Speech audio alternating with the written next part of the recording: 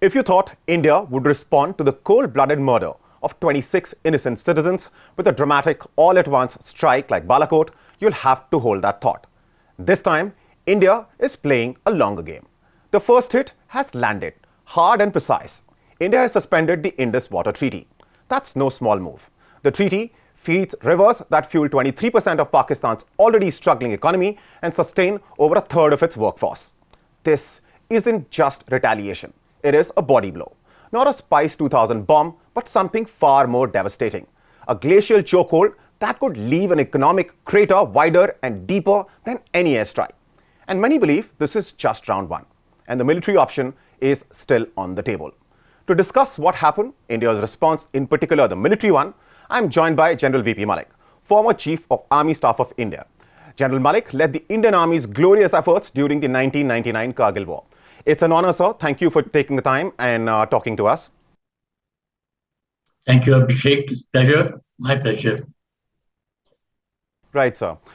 So my first question to you, sir, what do you think of India's response? India has decided to suspend the Indus Water Treaty. The Wagah-Atari border has been shut, among other things. Do you think this is an appropriate response?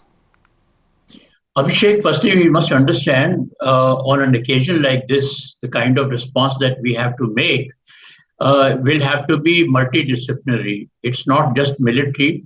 It has to be political. It has to be diplomatic. It has to be economic. And military. And in the military, both it can be overt, it can be covert also. So these are all the options which are available with the government, and they will consider that and apply that, whichever is considered appropriate at the time of choosing, our choosing. So as you said yourself, that it has already begun. We've started with the diplomatic as well as economic option of Indus Water Treaty.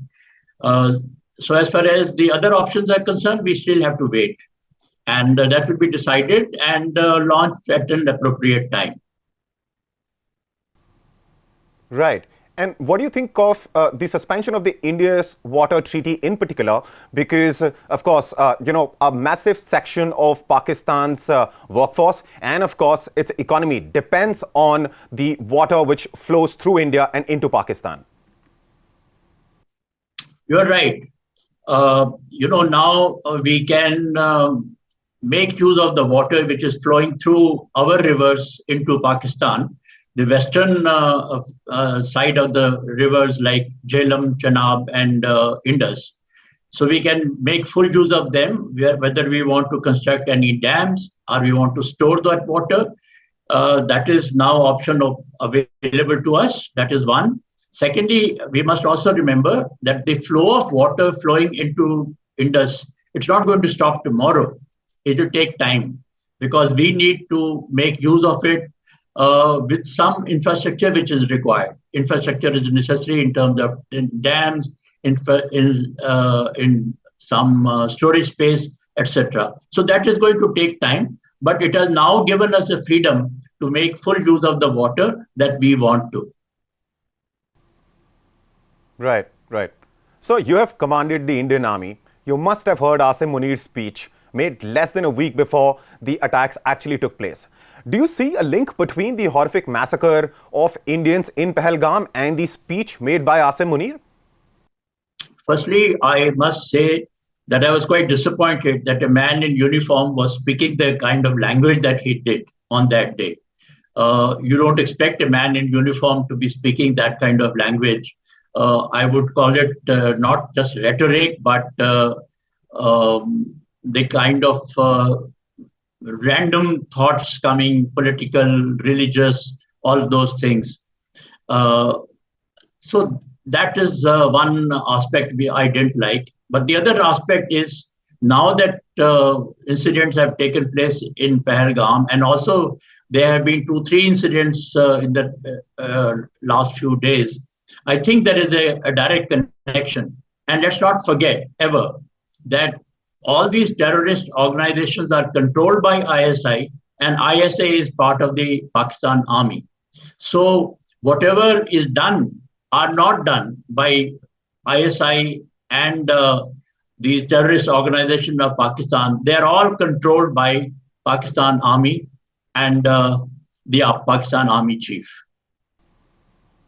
Frankly, it was shocking to hear the kind of things he was saying. Firstly, I mean, there were too many things. There was a lot of mumbo jumbo in there. And then, of course, to hear him talk about to bring in religion, while Pakistan definitely claims that, minorities are safe in Pakistan. We all know the reality. But for an army chief, like you mentioned, sir, it was really shocking the kind of things that he was saying. But also, sir, do you think, as Pakistan has been alleging that India has been involved in what is happening in Balochistan and the attack that took place on a train where Pakistan army personnel were killed by the Baloch insurgents, and Pakistan is trying to say that India has been interfering there. In his speech, Asim Munir mentioned Kashmir is India's jugular. Do you think, he was trying to retaliate in some fashion, because this is, of course, has been a Pakistan's fantasy that India interferes in everything that goes wrong inside Pakistan?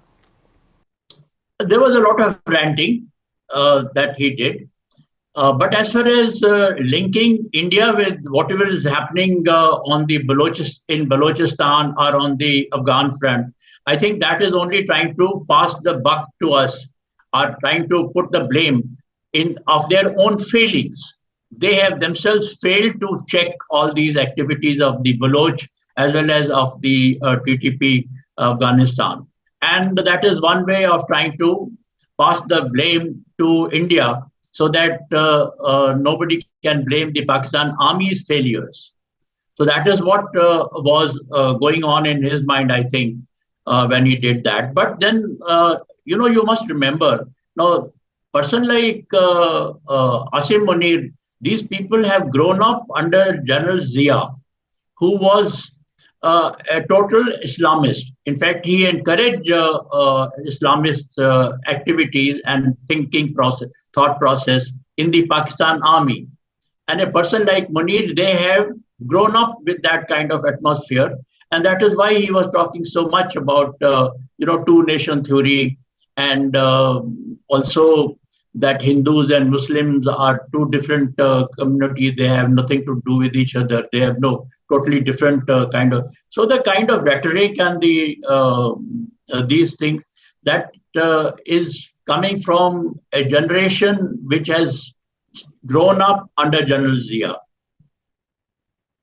And they are trying to pass the blame to us for their own failures. There are a lot of failures which are now being faced by Pakistan, and particularly by Pakistan Army. Everybody knows it. But unfortunately, in Pakistan, you have the army controlling the politics and not the other way around. Right. Asim Munir is a man who has a country, an army, nuclear weapons, and of course some terrorists at his disposal as well, unlike other army chiefs. Having said that, sir, I want to take you back to the attack itself and talk about, of course, trying to figure out how this could have happened, or if this could have been prevented as well. So those two aspects. Now, Pahalgam, sir, is, of course, talking about the area itself. Amarnath Yatra is going to start in about 60-70 days from now. This is very close to that route which is taken by Yatris where this massacre happened. Why, in your opinion, you're familiar with the area, why, in your opinion, the army or, the members of Jammu Kashmir police and other forces were not there? Could this have been prevented? Abhishek, firstly, the location and the timings, both are important. Right. It was a horrific incident which has taken place. There is no doubt about it. Now, as far as the timing is concerned, these kind of timings are, we have seen it earlier also when President Clinton had come with, I think, 2000. And yes, that time 2000. These people carried out a massacre of 36 Sikh villagers near Srinagar. Yes. And anytime there is a visit from senior political leaders from USA or other countries, they try and stage these things. Secondly, timing wise, you see, this is just the right time when the tourists from India start going to Kashmir, and in large numbers. Probably this is the largest number that we have seen visiting Jammu and Kashmir. And places like Pahalgam. Now, Pahalgam is on one side of Srinagar. the army's location, the nearest unit from Pahalgam is quite a bit of distance. There is a place called Ash Maqam, and that is where the army is located. And Right. most of these areas are covered by the police. Now, I would say that we should have carried out some assessment earlier that when the tourists start spreading out, do we have some presence there? Do we have some kind of surveillance in those areas? And I think that has been one area which needs to be investigated. If not, why not? Why didn't we think of these things? That is one aspect. That the other thing is that we have a unified command now functioning under the governor of Jammu and Kashmir Union Territory. So we have to go into details. How effective is this unified command in terms of getting intelligence? Why didn't we get any intelligence at all of these people who have apparently been there for quite some time? And they have infiltrated. Again, we have to investigate why and how this infiltration took place. Who are the overground workers who have helped them to reach that place? But because there is absolutely no doubt that it was a very well planned and recce uh, incident that took place. So they have been helped by some locals also, some overground workers. So all these aspects need to be investigated, and wherever there have been some lapses, they need to be corrected. That is as far as the location and the incident which has taken place, where we have failed in terms of intelligence and being able to check this, prevent this. Right. And I also want to talk to you about the sociological aspect of this. And that is, of course, in previous attacks, allegations were made. And of course, in some cases, they were found to be true that these militants happen to have some local support as well. What do you think happened this time? Because, of course, these 6 militants who were there and who executed, who cold-blooded murder, that's what they did in Pahalgam.